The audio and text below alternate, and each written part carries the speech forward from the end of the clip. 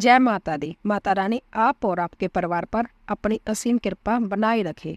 आज हम देवी भागवत पुराण के 63वें दिन की कथा में छठे स्कंद का 14वां अध्याय शुरू कर रहे हैं। बोलिए अम्बे मात की जय। जनमेजय बोले, हे महाभाग, ब्रह्मा के पुत्र मुनि वशिष्ठ का मित्रा वारुणी यह नाम कैसे पड़ा? हे वक्ताओं में श्रेष्ठ, किस कर्म अथवा गुण के कारण उन्होंने यह नाम प्राप्त किया? उनके नाम पढ़ने का कारण मुझे बताइए। व्यास जी बोले, हे नृपश्रेष्ठ, सुनिए। वशिष्ठ जी ब्रह्मा के पुत्र है। उन महातेजस्वी ने निमि के शाप से वह शरीर त्याग कर पुण्य जन्म लिया। हे राजन, उनका जन्म मित्र और वरुण के जहाँ हुआ था, इसीलिए इस संसार में सर्वत्र उनका नाम मित्रा वारुणी जह नाम विखायित हुआ। राजा बोले, राजा निमि ने ब्रह्मा जी के पुत्र धर्मात्मा वशिष्ठ को शाप क्यों दिया? राजा का वह दारुण शाप मुनि को लग गया, यह तो आश्चर्य की बात है। हे मुनि, नी उपराध मुनि को राजा ने क्यों शाप दिया? हे धर्मज्ञ, उस शाप का कारण यथार्थ रूप में बताइए। व्यास जी बोले, इसका सम्यक रूप से निर्णित कारण तो मैं आपको पहले ही बता चुका हूँ। हे राजन, जय संसार माया के तीनों गुणों से व्याप्त है। राजा धर्म करे और तपस्वी तप करे, यह स्वाभाविक कर्म है, परंतु सभी प्राणियों का मन गुणों से आबद्ध रहने के कारण विशुद्ध नहीं रह पाता। राजा लोग काम और क्रोध से अभिभूत रहते हैं और उसी प्रकार तपस्वीगण भी लोभ और अहंकार युक्त होकर कठोर तपस्या करते हैं। हे राजन, क्षत्रियगण रजोगुण से युक्त होकर जग करते हैं, वैसे ही ब्राह्मण भी थे। हे राजन, कोई भी सतम गुण से युक्त नहीं था। ऋषि ने राजा को शाप दिया और तब राजा ने भी मुनि को शाप दे दिया। इसी प्रकार देववशात दोनों को बहुत दुख प्राप्त हुआ। हे राजन, इस त्रिगुणात्मक जगत में प्राणियों के लिए द्रव्य शुद्धि, क्रिया शुद्धि और उज्जवल मन शुद्धि दुर्लभ है। यह पराशक्ति का ही प्रभाव है और कोई कभी इसका अतिक्रमण नहीं कर सकता। जिस पर वह भगवती कृपा करना चाहती है, उसे तत्काल मुक्त कर देती है। ब्रह्मा, विष्णु और महेश आदि महान देवता भी मुक्त नहीं हो पाते, किंतु सत्याव्रत आदि जैसे अदम भी मुक्त हो जाते हैं। जब भी तीनों लोकों में भगवती के रहस्य को कोई नहीं जानता, फिर भी वह भक्त के वश में हो जाती है, ऐसा निश्चित है। अंत्य दोषों के निर्मूलन के लिए उनकी भक्ति करनी चाहिए। यदि वह भक्ति राग, दंभ आदि से युक्त होते हुए नाश करने वाली होती है। इक्ष्वाकु वंश में उत्पन्न निमि नाम के एक राजा थे। वह रूपवान, गुणवान, धर्मज्ञ, प्रजावत्सल, सत्यवादी, दानशील, जगकर्ता, ज्ञानी और पुण्य आत्मा थे। वह बुद्धिमान और प्रजापालक राजा निमि इक्ष्वाकु के 12वें पुत्र थे। उन्होंने ब्राह्मणों के हित के लिए गौतम मुनि के आश्रम के समीप जयंतपुर नाम का एक नगर बसाया। उनके मन में एक बार यह राजसी बुद्धि उत्पन्न हुई कि वह बहुत समय तक चलने वाले और विपुल दक्षिण वाले जग के द्वारा आराधना करूं। तब राजा ने जग कार्य के लिए अपने पिता इक्ष्वाकु से आज्ञा लेकर महात्माओं की कथा अनुसार समस्त यज्ञ सामग्री एकत्रित कराई। इसके बाद राजा ने भृगु, अंगिरा, वामदेव, गौतम, वशिष्ठ, पुलत्स्य, पुलह और कृतु, इन सर्वज्ञ, वेद में पारंगत, जग विद्याओं में कुशल एवं वेदक मुनियों और तपस्वियों को आमंत्रित किया।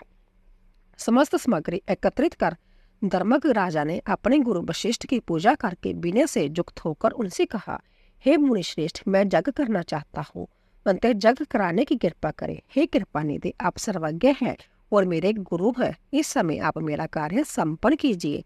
मैंने समस्त यज्ञ सामग्री मंगवा ली है और उसका संस्कार भी करा लिया है। मेरा विचार है कि मैं 5000 वर्ष के लिए जग दीक्षा ग्रहण कर लूं।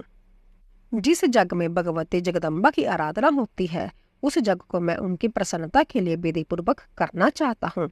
निमि की यह बात सुनकर वशिष्ठ जी ने राजा से कहा, हे नृपश्रेष्ठ, मैं इंद्र के द्वारा जग के लिए पहले ही वर्ण कर लिया गया हूँ। इंद्र पराशक्ति प्रियतार्थ जग करने के लिए तत्पर है और देवेंद्र ने 500 वर्ष तक चलने वाले जग की दीक्षा ले ली है। अंतः हे राजन, तब तक आप जग सामग्रियों की रक्षा करें। इंद्र के जग के पूर्ण हो जाने पर उन देवराज कार्य संपन्न करने में मैं आ जाऊंगा। हे राजन, तब तक आप समय की प्रतीक्षा करें। राजा बोले, हे गुरुदेव, मैंने जग के लिए दूसरे बहुत से मुनियों को निमंत्रित कर दिया है तथा समस्त यज्ञ सामग्रियां भी एकत्रित कर ली है। मैं इन सबको इतने समय तक कैसे सुरक्षित रखूंगा? हे ब्राह्मण, आप इक्ष्वाकु वंश के वेद वेत्ता हैं, गुरु हैं। आज मेरा कार्य छोड़कर आप अनंतर जाने के लिए क्यों उद्यत हैं? हे द्विज श्रेष्ठ, यह आपके लिए उचित नहीं है, जो कि लोभ से व्याकुल चित्त वाले आप मेरा जग छोड़कर अनंतर जा रहे हैं। राजा के इस प्रकार रोकने पर भी वह गुरु वशिष्ठ इंद्र के जग में चले गए। राजा ने भी उदास होकर अपना आचार्य बनाकर गौतम ऋषि का पूजन किया। उन्होंने हिमालय के पाशर्व बाग में समुद्र के निकट जग किया और उस जग कर्म में ब्राह्मणों को बहुत दक्षिणा दी। हे राजन, निम्मी ने उस 5000 वर्ष वाले जग की दीक्षा ली और ऋतिवजों को उनके इच्छा अनुसार धन और गौएं प्रदान करके उनकी पूजा की, जिससे वे बहुत प्रसन्न हुए। इंद्र के 500 वर्ष वाले जग के समाप्त होने पर वशिष्ठ जी राजा के जग को देखने की इच्छा से आए और आकर राजा के दर्शन के लिए वहां रुके रहे। उस समय राजा निम्मी सोए हुए थे और उन्हें गहरी नींद आ गई थी। सेवकों ने उन्हें नहीं जगाया, जिससे वह राजा मुनि के पास न आ सके। तब अपमान के कारण वशिष्ठ जी को क्रोध आ गया। मिलने के लिए निम्मी ने न आने से मुनिश्रेष्ठ कुपित हो उठे। क्रोध के वशीभूत हुए उन मुनि ने राजा को शाप दे दिया, हे मूर्ख पार्थिव, मेरे द्वारा मना किए जाने पर भी तुम मुझ गुरु का त्याग करके दूसरे को अपना गुरु बनाकर शक्ति के अभिमान में मेरी अवहेलना करके जग में दीक्षित हो गए। उससे तुम विदेह हो जाओगे। हे राजन, तुम्हारा यह शरीर नष्ट हो जाए और तुम विदेह हो जाओ। व्यास जी बोले। उनका जय शाप वचन सुनकर राजा के सेवकों ने शीघ्रता से जाकर राजा को जगाया और उन्हें बताया कि मुनि वशिष्ठ बहुत क्रोधित हो गए हैं। तब उन कुपित मुनि के पास आकर निष्पाप राजा ने मधुर शब्द में युक्तिपूर्ण तथा सार्गवित वचन कहा, हे धर्मज्ञ, इसमें मेरा दोष नहीं है। आप ही लोभ के वशीभूत होकर मेरे बार बार अनुरोध करने पर भी मुझ जजमान को छोड़कर चले गए। हे विप्र, हे ब्राह्मण श्रेष्ठ, ब्राह्मणों को सदा संतोष रखना चाहिए। धर्म के इस सिद्धांत को जानते हुए भी ऐसा निंदित करके आपको लज्जा नहीं आ रही है। आप तो साक्षात ब्रह्मा जी के पुत्र और वेद वेदांगों के सर्वश्रेष्ठ ज्ञाता है, तो भी आप ब्राह्मण धर्म की अत्यंत कठिन और सूक्ष्म गति को नहीं जानते। अपना दोष मुझ में आरोपित करके आप मुझे व्यर्थ ही शाप देना चाहते हैं। सज्जनों को चाहिए कि क्रोध का त्याग कर दे, क्योंकि यह चंडाल से भी अधिक दूषित है। क्रोध के वशीभूत होकर आपने मुझे व्यर्थ ही शाप दे दिया है। अंत आपकी यह क्रोध युक्त देह आज ही नष्ट हो जाए। इस प्रकार राजा के द्वारा मुनि और मुनि के द्वारा राजा शापित हो गए और दोनों एक दूसरे से शाप पाकर बहुत दुखी हुए। तब वशिष्ठ जी ने अत्यधिक चिंताचूर होकर ब्रह्मा जी की शरण में गए और उन्होंने राजा के द्वारा प्रदत्त कठिन शाप के विषय में उनसे निवेदन किया। वशिष्ठ जी बोले, हे पिताजी, राजा निम्मी ने मुझे शाप दे दिया है कि तुम्हारा यह शरीर आज ही नष्ट हो जाए। अंत शरीर नष्ट होने से प्राप्त कष्ट के लिए मैं क्या करूं? इस समय आप मुझे यह बताइए कि दूसरे शरीर की प्राप्ति में मेरे पिता कौन होंगे? हे पिताजी, दूसरे देह से संबंध होने पर भी मेरी स्थिति पूर्ववत ही रहे। इस शरीर में जैसा ज्ञान है वैसा ही उस शरीर में भी रहे।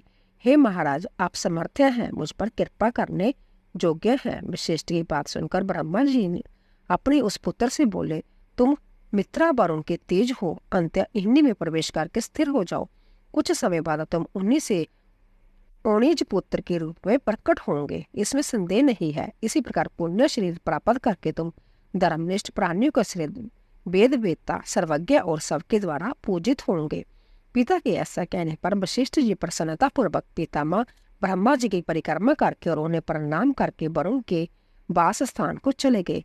वशिष्ठ जी ने अपने उत्तम देह का त्याग करके मित्र और वरुण के शरीर में जीव अंश रूप में प्रवेश किया।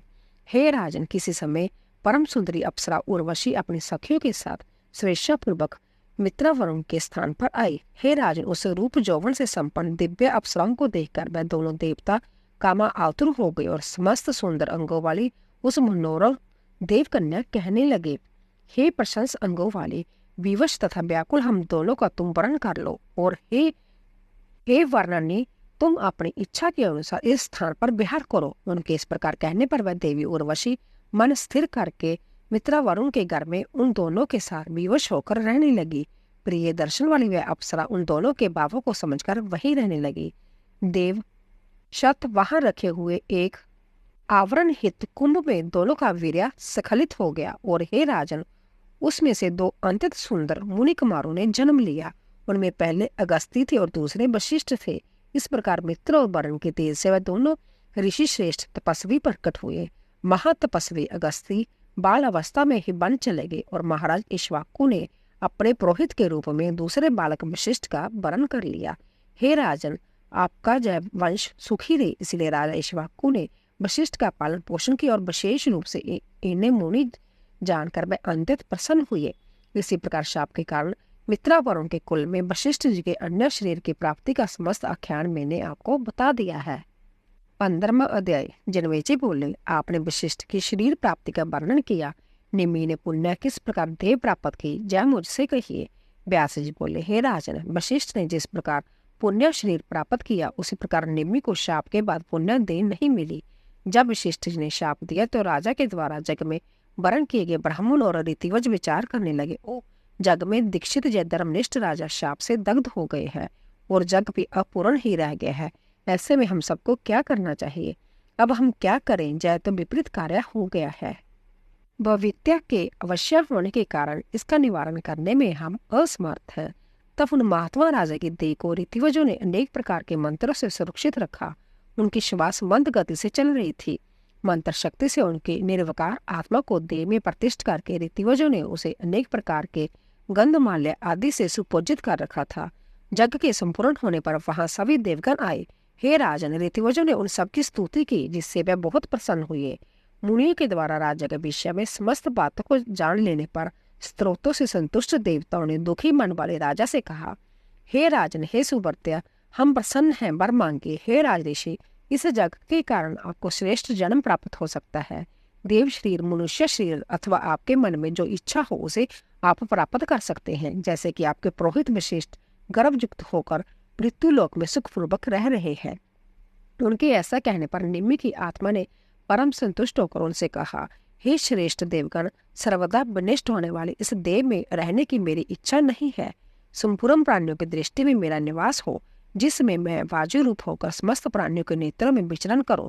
उनसे ऐसा कह जाने पर देवताओं ने निमि की आत्मा से कहा, हे महाराज, आप कल्याणकारिणी तथा सबकी ईश्वरी भगवती की आराधना करें। आपके इस जग से प्रसन्न होकर वह आपका अविष्ट अवश्य पूर्ण करेगी।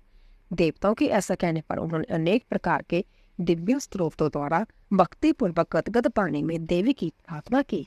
तब प्रसन्न होकर देवी ने उन्हें साक्षात दर्शन दिया। उनकी करोड़ों सूर्य की प्रभा के समान तथा लावण्य से दीप्तिमान रूप को देखकर सभी कृतकृत्या हो गए और उनके मन में परम प्रसन्नता हुई। हे राजन, देवी के प्रसन्न हो जाने पर राजा ने वर मांगा, मुझे वह विमल ज्ञान दीजिए जिसमें मोक्ष प्राप्त हो जाए तथा समस्त प्राणियों के नेत्रों में मेरा निवास हो जाए। तब प्रसन्न हुई देवेश्वरी जगदम्बा ने कहा, तुम्हें विमल ज्ञान प्राप्त होगा, परंतु अभी तुम्हारा प्रबंध शेष है। समस्त प्राणियों के नेत्रों में तुम्हारा निवास भी होगा। तुम्हारे कारण ही प्राणियों के नेत्रों में पलक गिराने की शक्ति होगी। तुम्हारे निवास के कारण ही मनुष्य, पशु तथा पक्षी निमिष पलक गिराने वाले तथा देवता अनिमिष पलक न गिराने वाले होंगे। इस प्रकार उन्होंने राजा को वर देकर और सब मुनियों को बुलाकर वह श्री वरदायिनी भगवती वही अंतर्धान हो गई। देवी के अंतर्धान हो जाने पर वहां उपस्थित मुनिगण विधिवत विचार करके निमि के शरीर को ले आई और पुत्र प्राप्ति के लिए उस पर अग्नि काष्ठ रखकर वह महात्मा मंत्र बढ़कर मंत्र होम के द्वारा निमि के देह का मंथन करने लगे। तब अग्नि के मंथन से एक पुत्र उत्पन्न हुआ जो समस्त लक्षणों से संपन्न और साक्षात दूसरे निमि की भांति था। अग्नि के मंथन से इसका जन्म हुआ था। अंत्यजय मिथि ऐसा कहा गया और जनक से जन्म होने के कारण जनक जय नाम वाला हुआ। राजा निमि विदेह हुए। अंत्य उनके कुल में उत्पन्न सभी राजा विदेह ऐसा कहा गए। इस प्रकार निमि के पुत्र राजा जनक प्रसिद्ध हुए। उन्होंने गंगा के तट पर एक सुंदर नगरी का निर्माण कराया जो मिथिला नाम से विख्यात है। जय गोपुरों, अटालिकाओं तथा धन धान्य से संपन्न और बाजारों से सुशोभित है। इस वंश में जो अन्य राजा हुए वह सभी जनक कहे गए। वह सभी विख्यात ज्ञानी और विदेह कहे जाते हैं। हे राजन, इस प्रकार निमि की उत्तम कथा का मैंने आपसे वर्णन किया है। शाप के कारण उनके विदेह होने के भी मैंने विस्तार से कह दिया है। राजा बोले, हे भगवान, आपने निमि के शाप का कारण बताया। इसे सुनकर मेरा मन संशयग्रस्त और अंततः चंचल हो गया है। वशिष्ठ जी श्रेष्ठ ब्राह्मण थे, राजा के पुरोहित थे और वह कमल जोड़नी ब्रह्मा जी के पुत्र थे। तब राजा निमि ने उन मुनियों को कैसे शाप दिया? निमि ने उन्हें गुरु और ब्राह्मण जानकर क्षमा क्यों नहीं किया? जग जैसा शुभ कार्य करने पर भी उन्हें क्रोध कैसे आ गया? धर्म का रहस्य जान करके भी इक्ष्वाकु वंश में उत्पन्न राजा ने क्रोध के वशीभूत होकर अपने ब्राह्मण गुरु को शाप क्यों दिया? व्यास जी बोले, हे राजन, अजितेंद्रिय प्राणियों के लिए क्षमा अत्यंत दुर्लभ है। विशेष रूप से समर्थशाली व्यक्ति का क्षमाशील होना इस संसार में दुर्लभ है। मुनि को चाहिए कि वह सभी आसक्तियों का परित्याग करने वाला तपस्वी, निंद्रा तथा भूख पर विजय प्राप्त करने वाला और योग अभ्यास में सम्यक रूप से निष्ठा रखने वाला हो। काम, क्रोध, लोभ और चौथा अहंकार जो शत्रु शरीर में सदा विद्यमान रहते हैं, जो सर्वथा दुर्गेय होते हैं। संसार में न पहले कोई व्यक्ति हुआ है, ना इस समय है और ना तो आगे होगा, जो इन शत्रुओं को जीत सके। ना स्वर्ग में, ना पृथ्वी लोक में, ना ब्रह्मा लोक में, ना विष्णु लोक में और ना तो कैलाश में भी ऐसा कोई व्यक्ति है जो इन शत्रुओं को जीत सके। जो मुनिगण ब्रह्मा जी के सभी पुत्र तथा अन्य श्रेष्ठ तपस्वी लोग हैं, वह भी तीनों गुणों से बंधे रहते हैं, तो मृत्यु लोक के मनुष्य की तो बात ही क्या है। कपिल मुनि संख्या शास्त्र के ज्ञाता, योग व्यास परायण और शुद्ध चित्त वाले थे, किंतु उन्होंने भी देववश सगर पुत्रों को भस्म कर दिया। अंत हे राजन, कारण स्वरूप अहंकार से ही जब त्रिलोक उत्पन्न हुआ है, तो फिर मनुष्य उससे वियुक्त कैसे रह सकता है? ब्रह्मा, विष्णु और शिव भी त्रिगुण से बंधे हुए हैं। उनके भी शरीर में गुणों के पृथक पृथक भाव उत्पन्न होते हैं। जब एकमात्र सत्व प्रधान देवताओं की विजय स्थिति है, तो फिर मनुष्य की तो बात ही क्या है। हे राजन, गुणों का मेल सर्वत्र विद्यमान है। कभी सत्व गुण की वृद्धि होती है, कभी रजोगुण की वृद्धि होती है, कभी तमोगुण की वृद्धि हो जाती है और कभी तीनों गुण बराबर हो जाते हैं। वह परमात्मा निर्गुण, निर्लेप, परम अविनाशी, सभी प्राणियों से अलक्ष्य, अप्रमेय और सनातन है। उसी प्रकार वह परम शक्ति भी निर्गुण ब्रह्मा में स्थित अल्प बुद्धि प्राणियों के द्वारा दुर्गेय समस्त प्राणियों की आश्रय है। परमात्मा और पराशक्ति इन दोनों में सदा से ऐक्य है। उनका स्वरूप अभिन्न है। जय जानकर प्राणी समस्त दोषों से मुक्त हो जाता है। इस ज्ञान से मुक्ति हो जाती है।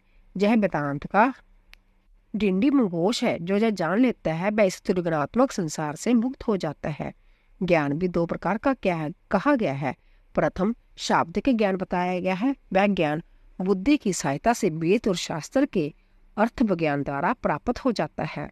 बुद्धि वैपिन्य के अनुसार इस ज्ञान के भी बहुत से भेद हो जाते हैं।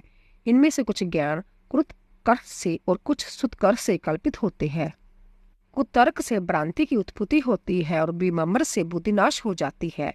बुद्धि नाश से प्राणियों का ज्ञान नष्ट हो जाना कहा गया है। हे राजन, अनुभव नामक वह दूसरा ज्ञान तो दुर्लभ होता है। वह ज्ञान तब प्राप्त होता है तब उसके जानने वाले का संग हो जाए। हे भारत, शब्द ज्ञान से कार्य की सिद्धि नहीं होती, इसीलिए अनुभव ज्ञान अंततः अलौकिक होता है। शब्द ज्ञान अंत्यकरण के अंधकार को दूर करने में उसी प्रकार समर्थ नहीं है जैसे दीपक संबंधी वार्ता करने से अंधकार नष्ट नहीं होता है। कर्म बंधन जो बंधन ना करे और विद्या वही है जो मुक्ति के लिए है। अन्य कर्म तो मात्र परिश्रम के लिए होता है तथा दूसरी विद्या तो मात्र शिल्प संबंधी कौशल है। शील, परोपकार, क्रोध का अभाव, क्षमा, धैर्य और संतोष सब विद्या का अंत्य उत्तम फल है। हे विभूते, विद्या, तपस्या अथवा योग अभ्यास के बिना काम आदि शत्रु का नाश कभी नहीं हो सकता। हे राजन, मन चंचल और स्वभावतः अति दुर्गह होता है। तीनों लोकों में तीनों प्रकार के प्राणी उस मन के वश में रहते हैं। काम, क्रोध आदि भाव चित्तजन्य कहे गए हैं, जैसा उस समय नहीं उत्पन्न होते हैं जब मन पर विजय पा ली जाती है। हे राजन, इसलिए निमि ने मुनि को उस प्रकार क्षमा नहीं किया जिस प्रकार जयाति ने अपराध करने पर भी शुक्राचार्य को क्षमा कर दिया था।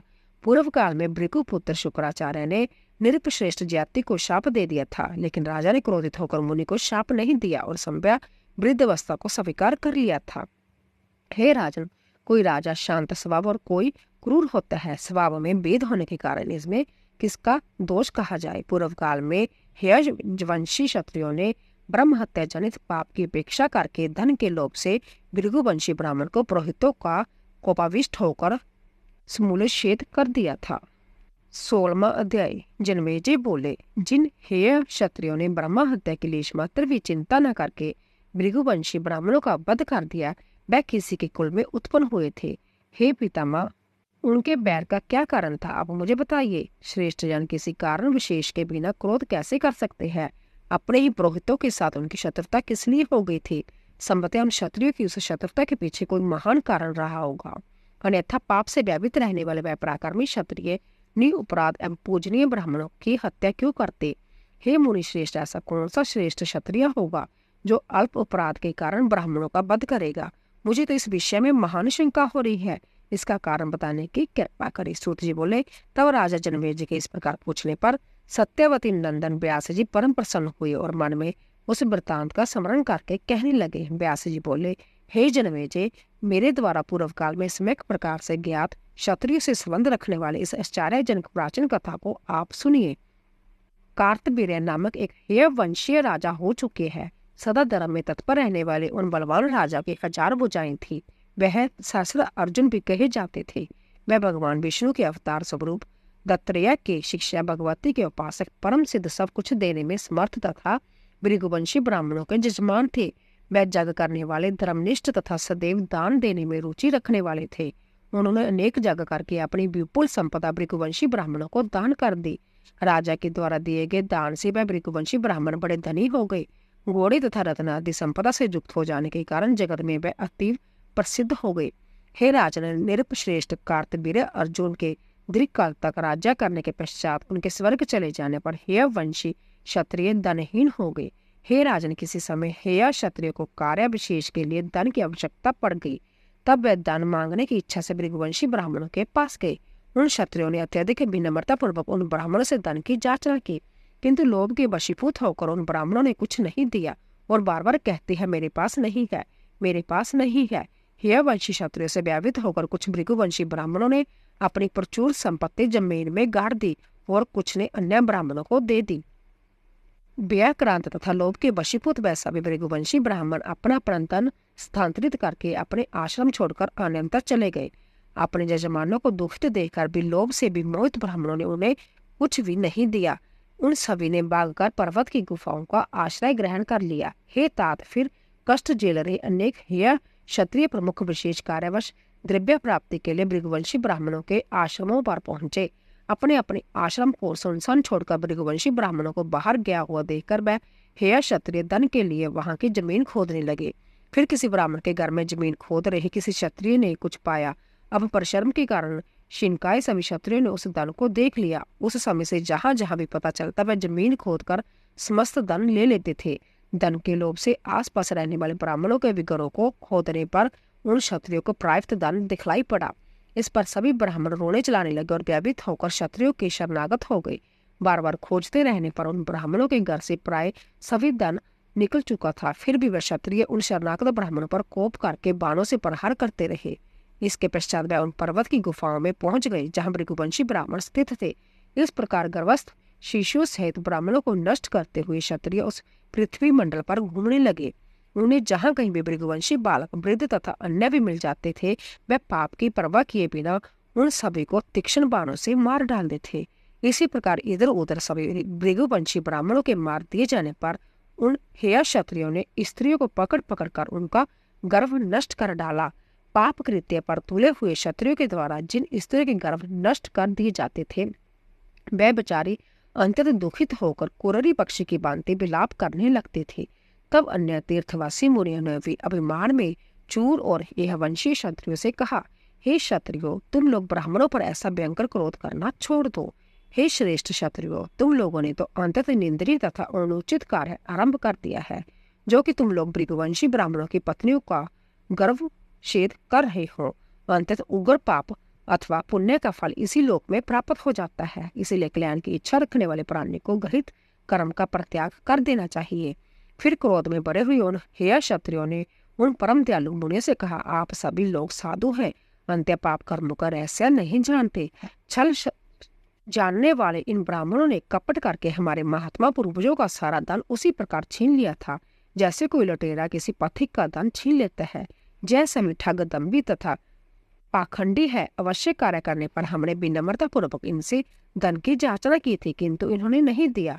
जहां तक कि चतुर्थ शब्द वृद्धि पर भी धन मांगने पर हमें जातकों को अंतत दुखित देखकर इन निष्ठुर ब्राह्मणों ने हमारे पास नहीं है ऐसा कहा है। महाराज, कार्तवीर्य से धन प्राप्त करके इन्होंने किस प्रयोजन से धन की रक्षा की? इन्होंने ना तो जग किए और ना ही जातकों को ही प्रचुर दान किया। ब्राह्मणों को कभी भी धन का संग्रह नहीं करना चाहिए। जग करने, दान देने तथा सुख भोग में यथेष्ट धन का उपयोग करना चाहिए। हे विप्रो, पास में धन रहने पर चोर राजा अग्नि तथा दुष्टों से महान व्यय कहा गया है। जिस किसी भी उपाय से अपनी ही रक्षा करने वालों को धन छोड़ देता है अथवा वह व्यक्ति धन छोड़कर संभय मर जाता है और दुर्गति को प्राप्त हो जाता है।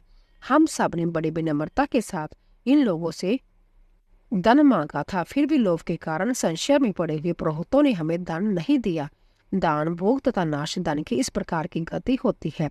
पुण्यशाली प्राणियों के धन की गति दान तथा भोग है और दुष्ट आत्मा वाले प्राणियों के धन की गति नाश है।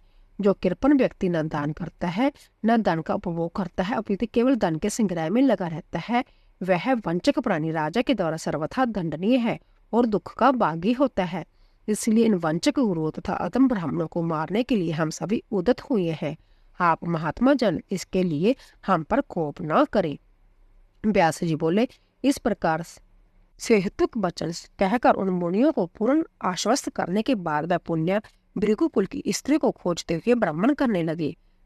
भारत तथा अंतत कुछ शरीर वाली भृगुवंशीय पत्नियां हिमवन पर्वत पर रोती तथा कांपती हुई पहुंची। इस प्रकार धन, लोभ तथा पाप कर्मों से अभिभूत हेयो ने उन ब्राह्मणों को बहुत पीड़ित किया तथा उनका संहार किया। लोभ मनुष्य के देह में रहने वाला सबसे बड़ा शत्रु है। जय समस्त दुखों का आकार, दुखदायी तथा प्राणों का नाश करने वाला कहा गया है। जय लोभ संपूर्ण पापों की जड़ तथा सभी दुखों का कारण है। लोभ से युक्त प्राणी सदा तीनों वर्णों के लोगों से विरोध रखने वाला होता है। लोभ के वशीभूत प्राणी अपने सदाचार तथा कुल धर्म की भी परित्याग कर देते हैं। वह अपने माता पिता, भाई, बांधव, गुरु, मित्र, पत्नी, पुत्र तथा बहन तक का वध कर देते हैं। इस प्रकार लोभ के वशीभूत मनुष्य पाप से विमोहित होकर कौन सा दुष्कर्म नहीं कर डालता। क्रोध, काम तथा अहंकार से भी बढ़कर लोभ महान शत्रु है। लोभ में पड़कर मनुष्य अपने प्राण तक गंवा देता है। फिर इसके विषय में और क्या कहा जाए। हे महाराज, आपके पूर्वज धर्मज्ञ तथा सत्य पथ पर चलने वाले थे, किंतु वे पांडव तथा कौरव लोभ के कारण ही मारे गए। जहाँ भीष्म पितामह, द्रोणाचार्य, कृपाचार्य, कर्ण, भीमसेन, धर्मपुत्र युधिष्ठिर, अर्जुन तथा श्री कृष्ण थे, फिर भी लोभ के वशीभूत उन्होंने आपस में भीषण युद्ध किया और अपने कुटुंब का महाविनाश कर डाला। उस युद्ध में द्रोण, भीष्म, पांडवों के पुत्र, भाई, पिता, पुत्र सभी मारे गए। अतः लोभ प्राण मनुष्य क्या नहीं कर डालता। लोभ के कारण ही पाप बुद्धि हेयवंशी क्षत्रियों ने भृगुकुल के समस्त ब्राह्मणों को मार डाला था। दोस्तों, इसी तरह 16वां अध्याय पूरा हुआ। दोस्तों, कल की कथा में हम भगवती की कृपा से भार्गव ब्राह्मणी की जगह से तेजस्वी बालक की उत्पत्ति की कथा का श्रवण करेंगे। बोलिए अम्बे मात की जय। तो दोस्तों, अगर आपको हमारी कथा पसंद आ रही हो, प्लीज जाने से पहले चैनल को सब्सक्राइब कीजिए, लाइक कीजिए और शेयर कीजिए। आप सभी का धन्यवाद।